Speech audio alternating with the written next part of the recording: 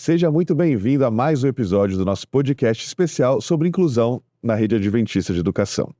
Para esse episódio, nós temos aqui o professor Moisés, a professora Anne e o Dr. Guilherme. E o tema de hoje é muito especial, que é o processo de matrícula para alunos com necessidades educacionais especiais. Então, venha aprender um pouquinho mais sobre esse tema.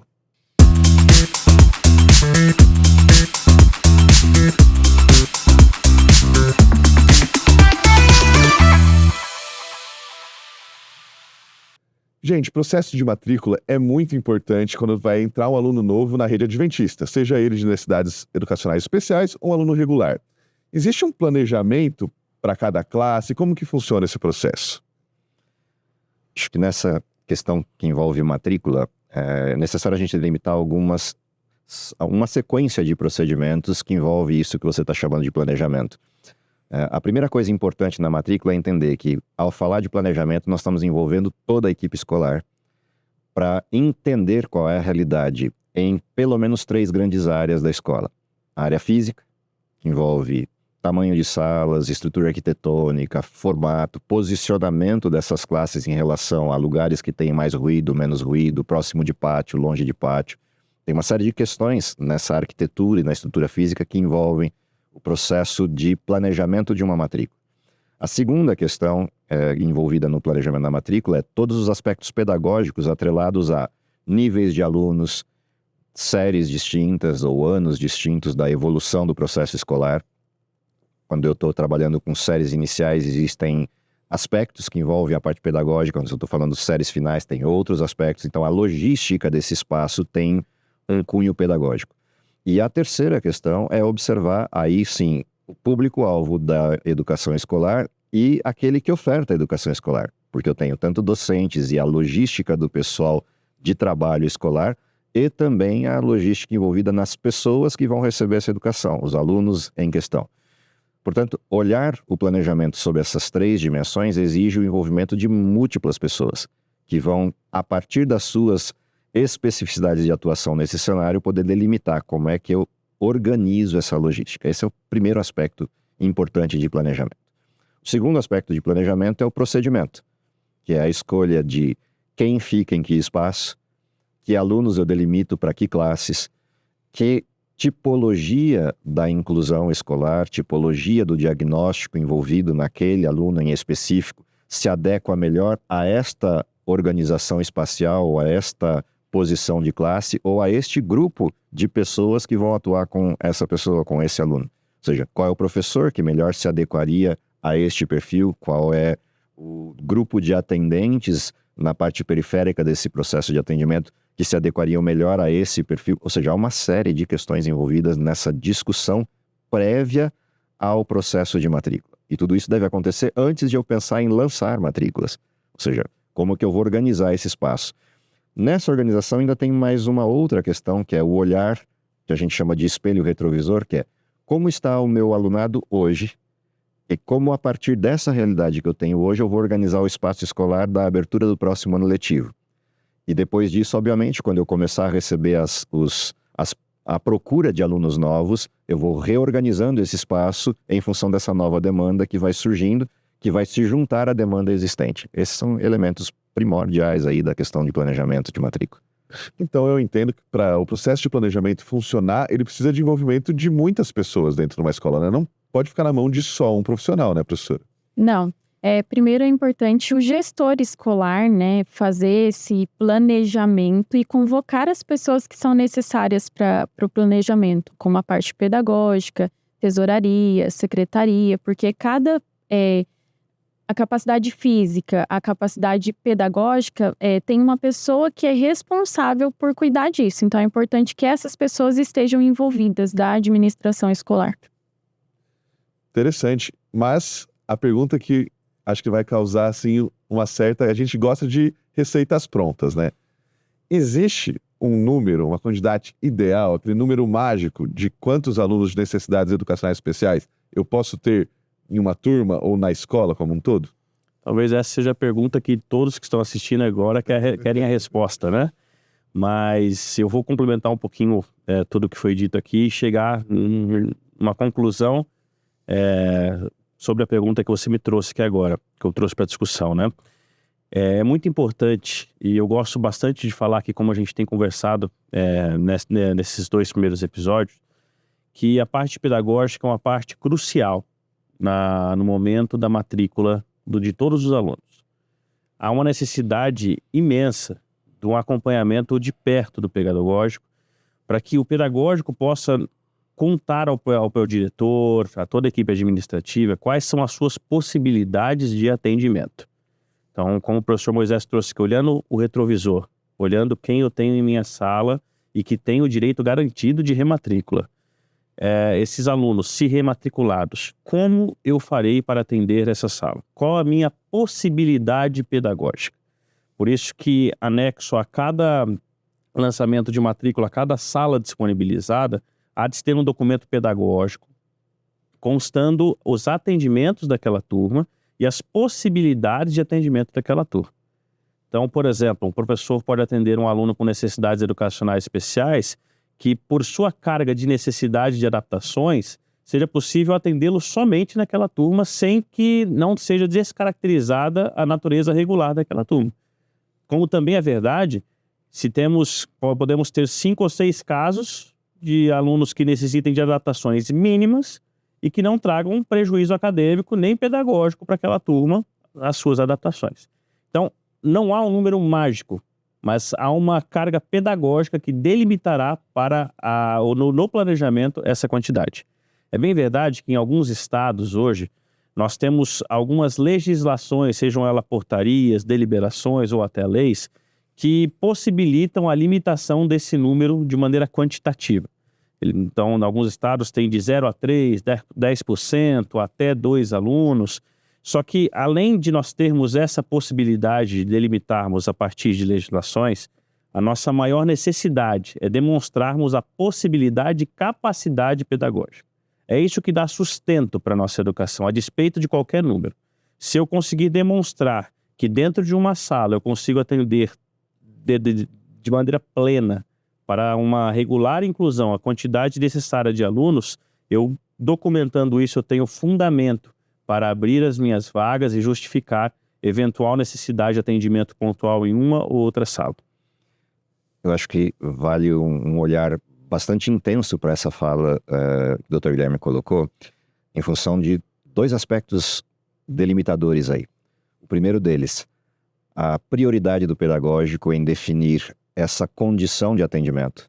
Ou seja, eu preciso de uma análise bem transparente de quais são as condições possíveis de integração dessa criança àquele ambiente comum, o que justificaria eu ter mais ou menos alunos de inclusão em um determinado ambiente para garantir que o aprendizado, tanto para ele quanto para os demais, ocorra de maneira equilibrada, efetiva, atingindo os resultados esperados. Esse é um aspecto importantíssimo. O segundo aspecto importantíssimo, quando a gente olha para essa questão do fator limitador, do fator delimitador de estrutura, é a especificidade da deficiência em si, ou da necessidade em si, que a partir dela, quando eu olho a integração hipotética de um aluno em classe, eu tenho um fator médio. Ou seja, quando os números foram estabelecidos em alguns estados, aparentemente de forma arbitrária, por que aqui é 2 a 3, ou por que ali é 10%, ou por que... Na realidade, esse é um olhar médio. Eu olho para a realidade da inclusão e, conhecendo aquilo que é a natureza do ensino regular, que é o ensino comum, ou seja, uma oferta comum, uma exposição comum a um processo pedagógico, ainda que com adaptações específicas para a necessidade especial, o que caracteriza esse comum é o cumprimento de um projeto pedagógico que é igual para todos. Ou seja, eu tenho uma base nacional curricular comum, eu tenho uma expectativa de aprendizagem comum e eu tenho um ambiente que é comum em termos de exposição. E quando eu olho para a necessidade em específico, seja ela qual for, síndrome de Down, TDAH, autismo, dislexia, seja qual for a especificidade, quando eu olho, eu consigo estabelecer quais são os elementos que implicarão o comum e os elementos do comum que implicarão esta necessidade em específico, para saber como é que ela se equilibra. E é por isso que o delimitador acaba não tendo um número mágico. Você tem que qualitativamente observar isso com muita atenção e com muita transparência e tranquilidade numa análise técnica do fenômeno. Eu iria até complementar nesse sentido de que eu convidaria os espectadores a fugir do pensamento quantitativo. Não é o momento de olharmos as nossas vagas apenas assim, olha, vou restringir para tanto porque a lei fala assim, eu vou delimitar e ponto. Não. É hora de nós olharmos e fazermos uma inclusão séria, uma inclusão responsável, onde eu verifique qualitativamente em cada turma qual a minha possibilidade de atendimento. Isso não é um fator restritivo, é um fator que vai garantir, tanto ao aluno com necessidades educacionais especiais quanto ao aluno regular, o pleno desenvolvimento e aprendizagem. Eu costumo dizer para meus alunos na pedagogia, exatamente nesse segmento, que há classes e situações em que um aluno de inclusão é uma multidão dentro de uma classe. E há situações em que 5 alunos de inclusão, eles são quase imperceptíveis no fluxo da integração, porque as necessidades são mínimas e as adequações e adaptações são de baixa exigência para aquele ambiente. Então, a análise qualitativa é o que delimitará isso. Ou seja, de um lado, o bom senso, no sentido da percepção geral, não o bom senso leigo, laico, mas o bom senso no sentido de entender que esse equilíbrio é necessário. E de um outro lado, a percepção técnica bastante aguçada para entender esse fenômeno acontecendo. E a partir desse momento, né, que é realizado esse estudo, também fica mais tranquilo para a equipe, para o diretor, que vai ter ali os seus desafios, né, com esses alunos, com o atendimento. Então, acaba ficando mais claro para que o processo fique mais tranquilo. Bom, consegui entender um pouquinho do processo de planejamento dessas vagas. Mas eu gostaria de entender também quais são os documentos exigidos no processo de matrícula. Quando a gente vai falar de documentação, é importante a gente citar a importância do documento de edital de matrículas, que nós precisamos realizar. Esse edital de matrículas, ele contém informações que são importantes para o processo de matrícula, como as informações dos documentos, valores de mensalidades, alguns pormenores ali que nós colocamos, né, para que o pai tenha ciência desse processo de forma clara. E contém ali os documentos. Quais são esses documentos? São os documentos pessoais, mais o laudo, o relatório para aqueles alunos que têm alguma necessidade educacional especial. Então é importante, né, que a gente tenha esses documentos para poder realizar a matrícula. Não só para realizar a matrícula, como também para alguns processos internos do colégio. Então a gente, na avaliação pedagógica, vai ser analisado questões pedagógicas em cima do laudo do aluno, né? Para a gente fazer quando a gente recebe e faz a identificação desse aluno com necessidades educacionais especiais, a gente coloca ele ali no âmbito de necessidade educacional especial e ele tem alguns impactos para o colégio de planejamento, então, de realização do plano de ensino individualizado, de fazer o cadastro no sistema do governo, principalmente. Então, a gente precisa que esses documentos eles sejam entregues quando a gente faz a identificação. Existe a possibilidade, né, de a gente fazer a identificação que é um aluno com necessidade educacional especial e o pai não entregar no momento, no ato da matrícula, esse documento. Aí ele tem algumas implicações, né? Porque eu encaixei ele dentro da vaga, eu estou considerando ele como um aluno de necessidade educacional especial. Eu tenho um planejamento para fazer, eu tenho uma identificação, mas eu só consigo fazer mediante essa documentação. Caso ele não entregue essa documentação, eu sigo com o processo de matrícula, mas aí eu tenho alguns processos mediante a isso para poder falar com o pai, conversar com o pai, porque o aluno ele pode ser prejudicado diante disso, né? Pode ser uma negligência do pai da não entrega dessa documentação. Eu acho que cabe aqui uma questão bem importante nessa última fala, em duas direções, né? A direção número 1 é quando um pai chega e ou a escola identifica que esse aluno é de inclusão, ou a própria família já apresenta como um processo de autodeclaração, olha, estou trazendo um filho que tem uma necessidade educacional especial, seja uma situação ou outra. Nós identificamos ou a família autodeclarou o processo. Se isso ocorre, nesse momento específico, a partir dessa programação que está delimitada no edital, você vai apresentar a documentação necessária. Então, ok, entreguei a documentação para a família. A família trouxe uma parte da documentação ou trouxe a documentação sem a questão da inclusão. Eu sigo com o processo, porque eu já sei que o desenho é um desenho de inclusão. Em eu tendo vaga na escola, eu vou proceder com a sequência de reserva de vaga e posterior efetivação de matrícula, assinatura de contratos, etc. Mas a partir daí se estabelece um prazo. Ou seja, eu preciso que você me traga essa documentação relativa à questão da necessidade especial, pela razão de que eu preciso elaborar um plano de ensino individualizado, eu preciso delimitar o espaço pedagógico, eu preciso definir quais são as possibilidades dessa criança, e sem isso eu estaria trabalhando às cegas. Agora imagina que a família não trouxe, que é o que a Anne traz como a questão principal. Ela não trouxe e eu tenho que começar as aulas amanhã. Como eu começo? Então, se eu vou começar as aulas às cegas, eu estarei produzindo, ainda que com boas intenções escolares, prejuízo a essa criança. E prejuízo que não é minha culpa, porque eu não tenho a condição da produção documental e nem posso fechar ou estabelecer diagnóstico, porque minha função escolar é educacional. O que significa que a partir desse momento eu tenho que começar a registrar esse processo de atraso na entrega. Porque cada dia que a família vai atrasando esse processo é um dia a mais de prejuízo de alguma ordem para essa criança, seja de omissão de atendimento, seja de risco. E vai chegar um momento em que esse processo possa necessitar de uma intervenção externa, e eu vou ter que notificar essa família. Olha, já faz 2 ou 3 vezes que eu estou solicitando a documentação e vocês não trazem, eu precisaria informar o Conselho Tutelar, eu precisaria informar uma autoridade competente para que isso seja providenciado, porque é um direito garantido à criança, o diagnóstico enquanto sua necessidade e as possibilidades de atendimento. Então, isso é importante que fique bem delimitado, ou seja, ainda que eu proceda à matrícula na ausência do documento, porque é o fluxo natural, a partir daí se incorre numa dificuldade que pode virar uma dificuldade de natureza legal. Bom, a gente está caminhando para o fim do episódio, mas eu queria que vocês me trouxessem algumas dicas para a gente lidar com esses desafios do processo de matrículas. Uma das dicas, né, que na verdade nós conseguimos perceber no processo de matrícula, se tem um anseio por trazer os alunos, né, por captar esses alunos.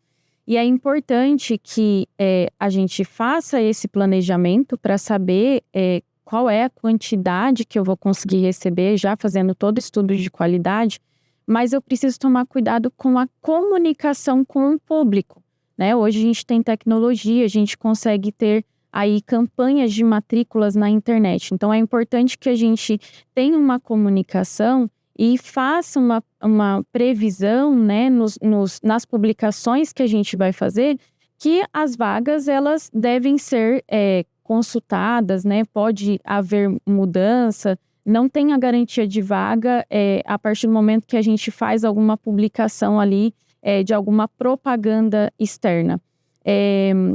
Essa seria uma das dicas, né? Porque eu sei que os gestores, o foco deles na campanha de matrícula é essa captação. Uma outra dica que eu gostaria de dar é sobre o atendimento. Então, é importante que a gente tenha um atendimento acolhedor, né? Que o pai que chega ali, a gente trate de forma igual aos outros, porque os pais, eles fazem a identificação, muitas vezes eles já fazem a identificação e algumas das vezes eu já sei que eu não tenho vaga. Então, fazer esse atendimento acolhedor, treinar as pessoas que fazem esse atendimento, muitas vezes dentro de algumas unidades escolares, não são pessoas que estão inseridas ali no cotidiano, são pessoas específicas, né? Específicas, promotores de matrícula. Então, fazer o treinamento para que essas pessoas consigam fazer um acolhimento independente se eu tenho a vaga ou não. Assim, a gente já viu muitas situações acontecendo da gente atender e a hora que a gente não tiver a vaga, então não vou apresentar mais o colégio. Não, continua o processo, tenha um atendimento igual, coloca na lista de espera. Eu acho que isso é importantíssimo, assim, para que o pai se sinta bem recebido também. Pegando carona nessa sua última fala, é importante a gente sempre lembrar que a transparência a respeito da existência ou não de vagas é o grande fator crítico de risco nesse procedimento. Seja na propaganda, ou seja, eu criei uma presunção de vaga ou uma ideia de que a vaga existiria, a pessoa veio com toda a expectativa e chegou lá e se frustrou. Então, de alguma forma, eu tenho que deixar claro durante o processo que as vagas são um processo dinâmico. E entre a propaganda e a chegada na escola, pode ser que a vaga tenha sido ocupada. Essa é uma questão. De alguma forma, ela tem que estar delimitada como um elemento de margem de consulta ali. Uma outra questão é exatamente essa: o sujeito chegou e ele quer conhecer a escola. Não há nenhum problema de conhecer a escola, desde que a informação de que a busca que ele tem de uma vaga para uma determinada série ou curso já tenha sido delimitada como existente ou não, e a visita passa a ser o conhecimento e acolhimento, e não uma expectativa de matrícula. Então, se a gente consegue separar essas coisas, a gente consegue delimitar esse processo de acolhimento. Uma outra coisa importantíssima como dica é todo esse procedimento de planejamento, publicação de edital, apresentando os critérios para matrícula, documentação, estrutura financeira, exposição de vagas por determinado espaço físico. Tudo isso é importante para resultar no final num acordo entre família e escola, que se processa em 2 instâncias. O contrato de prestação de serviços regular, que delimita as cláusulas gerais para todos os alunos em todas as circunstâncias, e o pacto que se faz como algum modelo de acréscimo a esse contrato, seja a forma legal ou incorporada legal que se adotar para esse documento, mas que estabeleça um pacto entre as partes na parte específica do modelo da inclusão. Ou seja, qual é a responsabilidade da família ou quais responsabilidades estão delimitadas para a família e quais as da escola. O que vai ser de fato descrito como procedimento escolar e aquilo que não é procedimento escolar e que, portanto, está na responsabilidade da família enquanto atendimentos clínicos, condução à terapia, o trazer os relatórios de acompanhamento. Isso é muito importante neste processo, porque é o fechamento.